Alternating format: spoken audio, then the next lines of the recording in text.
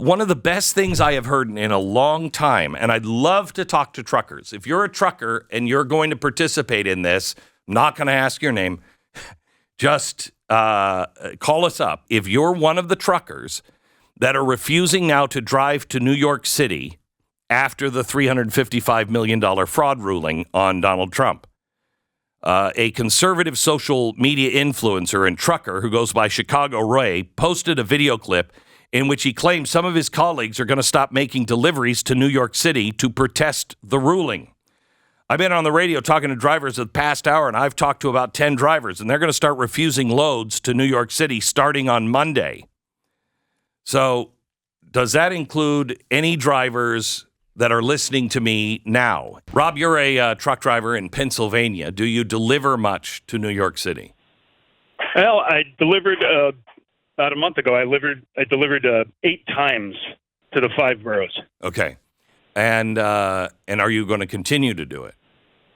No, sir. I've already told my dispatch that there, under no circumstances will I be crossing that bridge again. I won't go into New York State, much less the city. So, what was dispatch's reaction to that? Do you get any heat?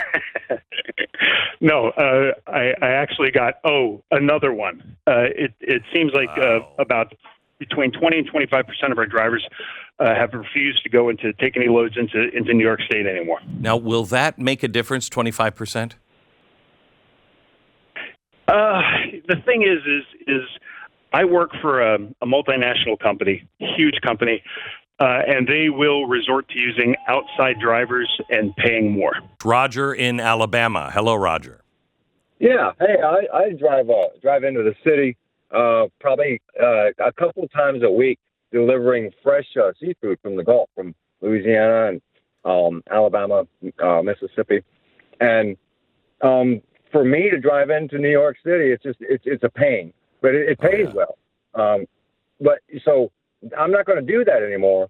And as far as being able to recoup the loss for I will be able to find loads going anywhere. Finding loads.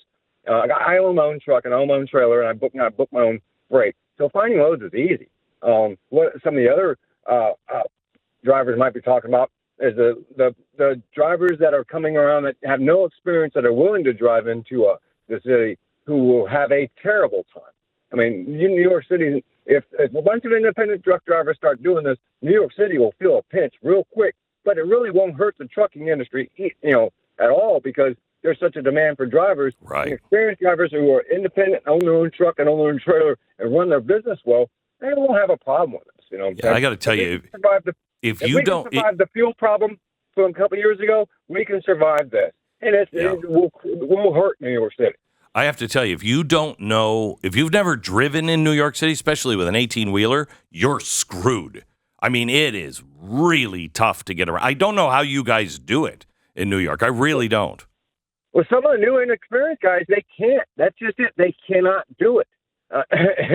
They just can't. They're crashing into bridges and tearing up the neighborhood. They just can't do it. I've known some people that had 5 and 10 years experience that have trouble driving through the city.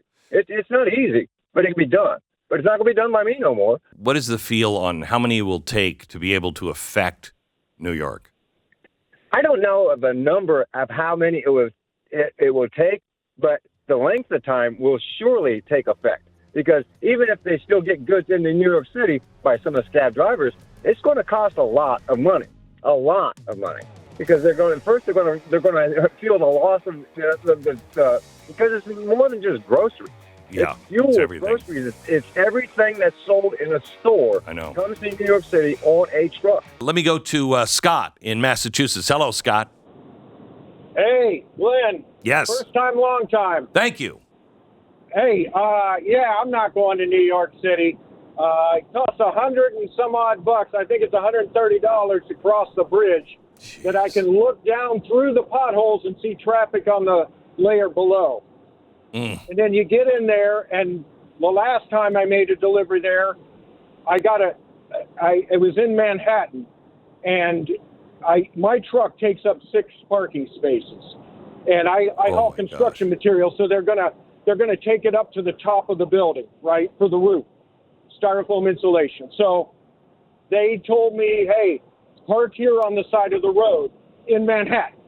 And I had to double park. So the cops came along, gave me a ticket, $250 ticket for parking, $250 for blocking the bike lane. I'm like, what the heck? So the same thing happens in D.C.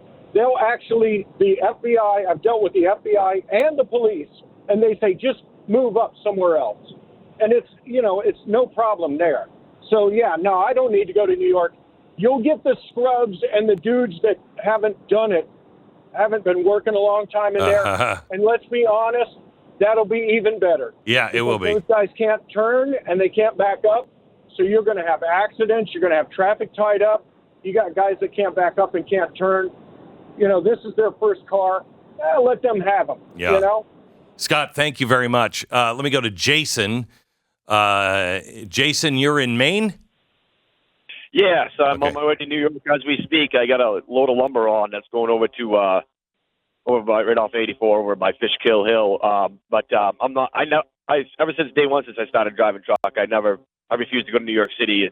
It's a big pain. But I've been looking at this and I've been trying to figure out if there's any truth to it. So I'm glad I couldn't wait till this morning to listen to you to see, because a lot of times you'll hear things like this and you don't know how much truth to it is. But I'm a 100% Trump supporter, and I have no shame in admitting it. And I have no problem not bringing this truck. That's the blessing that maybe being an owner operator, I don't have to take any loads that I don't want to. But Good like for the you. other guy was saying, the other guys, sometimes they don't have an option. It's their job. So it will hopefully make an impact, and hopefully it will make a statement that, hey, we're not going to tolerate this, because something needs to be done, Glenn. Hello, Jay.